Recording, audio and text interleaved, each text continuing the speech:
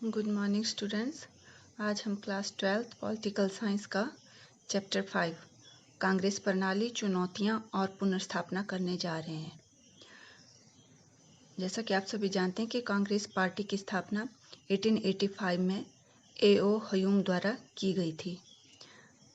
तो देखो, हमारा फर्स्ट क्वेश्चन है, भारत के प्रथम प्रधानमंत्री सभी को पता है कौन है? पंडित जवाहरलाल नेहरू जी थे। की मृत्यु कब हुई थी? तो इनकी मृत्यु हुई थी मई 1964 में। पंडित जवाहरलाल नेहरू की मृत्यु के पश्चात भारत के प्रधानमंत्री कौन बने थे? क्या आप सभी को पता है कि हमारे दूसरे नंबर के प्रधानमंत्री जी कौन थे? तो वो थे हमारे लाल बहादुर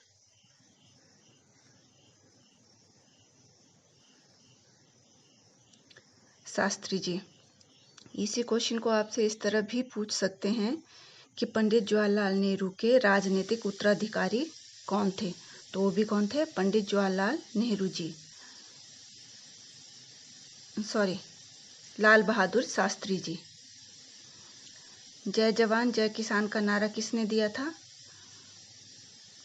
तो ये नारा 1965 में जब पाकिस्तान ने भारत पर आक्रमण किया था और दूसरी तरफ भारत अकाल से पीड़ित था, उस समय हमारे तत्कालीन प्रधानमंत्री लाल बहादुर शास्त्री द्वारा दिया गया था।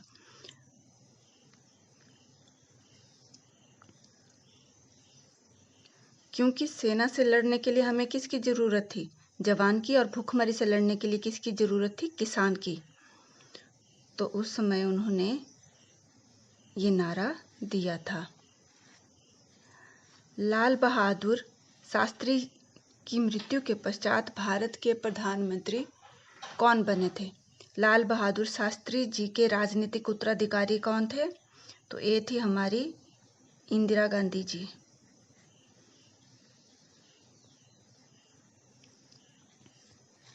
लाल बहादुर शास्त्री जी की मृत्यु कब हुई थी? तो उनकी मृत्यु हुई थी 1966 में, जब वो ताशकंद गए थे। पाकिस्तान के सैनिक जनरल अयूब खान और हमारे पीएम लाल बहादुर शास्त्री जी के बीच 10 जनवरी 1966 को एक संधि पर हस्ताक्षर किए गए थे। उसी रात उनको दिल का दौरा पड़ने से उनकी मृत्यु हो गई थी। गरीबी हटाओ का नारा किसने दिया?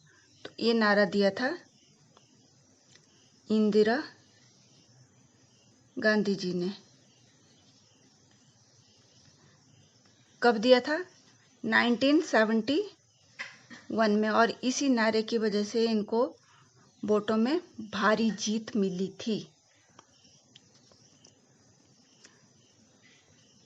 चौथी लोकसभा के चुनाव किस वर्ष हुए थे?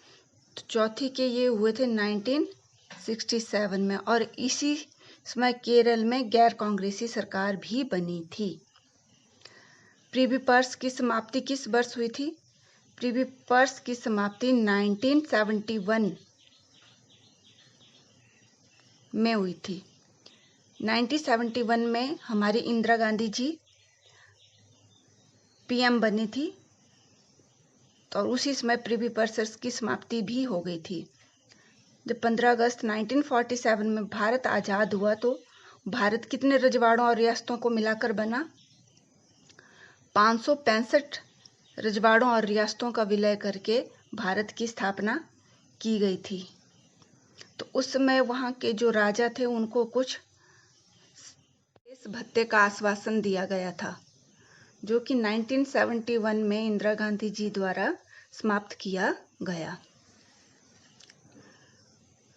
आया राम गया राम का मुहावरा संबंधित है, तो ये है दल बदल से।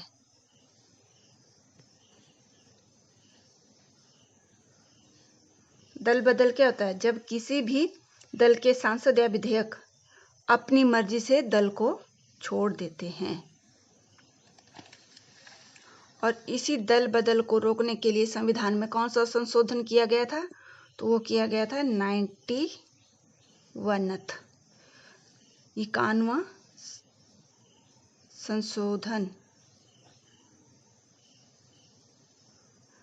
जो कि 2003 में हुआ था।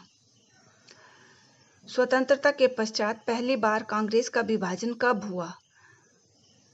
जैसा कि आप सभी जानते हैं कि स्वतंत्रता से पूर्व 1907 में सूरत में कांग्रेस का विभाजन हुआ था, जबकि कांग्रेस नरम दल और गरम दल में विभाजित हो गई थी।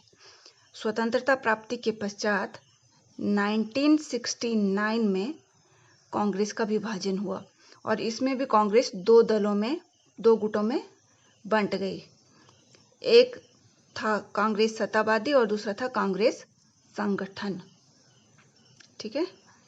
आजादी के समय कितने रजवाड़ों अथवा रियासतों का विलय करने से भारत का निर्माण हुआ था?